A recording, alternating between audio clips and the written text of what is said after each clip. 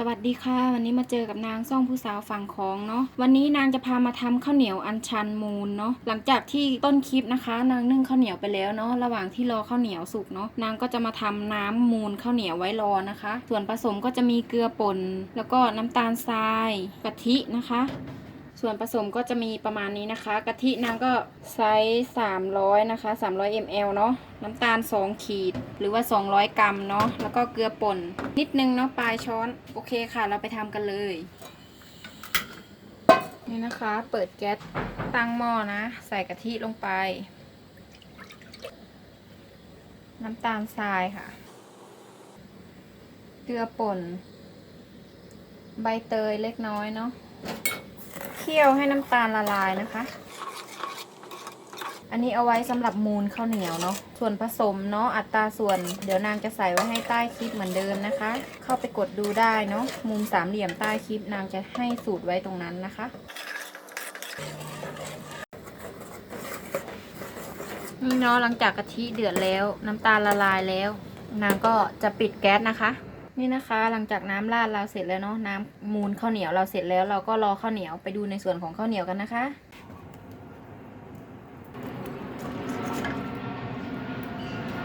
นี่นะคะหน้าตาข้าวเหนียวของเราเนาะที่นึ่งนางนึ่ง25 นาทีนะคะอันนี้เนาะก็จะกลับข้าวเหนียวเขานิดนึงนะคะให้ไอร้อนออกเนาะทีนี้เราก็จะมาทำการมูนข้าวเหนียวกันนะคะนี่นะคะสำหรับน้ำกะทิที่เราทำไว้เนาะเราก็นำมาราดเลยนะคะ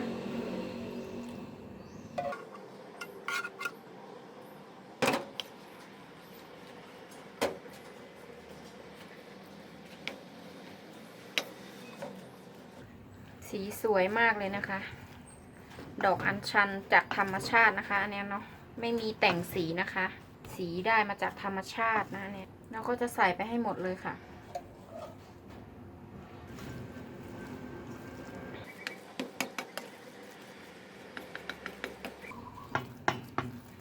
นี่นะคะ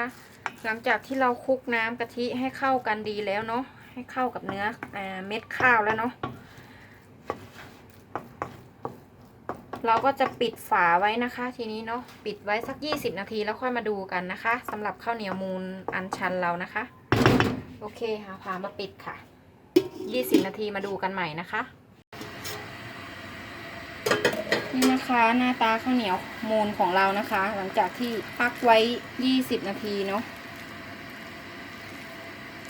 ก็จะเป็นเม็ดสวยงามมาก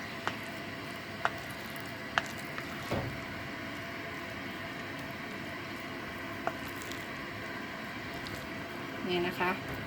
โอเคทีนี้นางจะเสิร์ฟให้ดูนะคะตักเสิร์ฟพร้อมสังขยาใบเตยเนาะเดี๋ยวไปดูตอนนางตักเสิร์ฟกันเลยค่ะโอเคค่ะทีนี้มาดูนางตักเสิร์ฟนะคะอันนี้เป็นข้าวเหนียวมูนเนาะข้าวเหนียวนิ่มๆหอมหวานมันกำลังดีนะคะไม่หวานเกินไปเนาะสูตรนี้เนาะทีนี้นางก็จะมาตักเสิร์ฟกับสังขยาใบเตยนะคะสังขยานางก็ทำเองนะคะมีอีกคลิปหนึ่งสามารถไปติดตามได้นะคะอาจจะลงไล่ๆกันแต่ไม่แน่ใจว่าคลิปไหนจะลงก่อนนะคะเนี่ยเลยหน้าตาข้าวเหนียวมูนสังขยาใบเตยนะคะอร่อยมากสังขยาก็เนื้อเนียนนุ่มมีคลิปแยกนะคะแล้วก็ข้าวเหนียวมูนก็หอมหวานมันกำลังดีนะคะโอเคค่ะสำหรับคลิปนี้นางก็ขอจบไว้เพียงเท่านี้นะคะถ้าใครชอบก็อย่าลืมกด Subscribe กดไลค์กดกระดิ่งให้นางด้วยนะคะสวัสดีค่ะ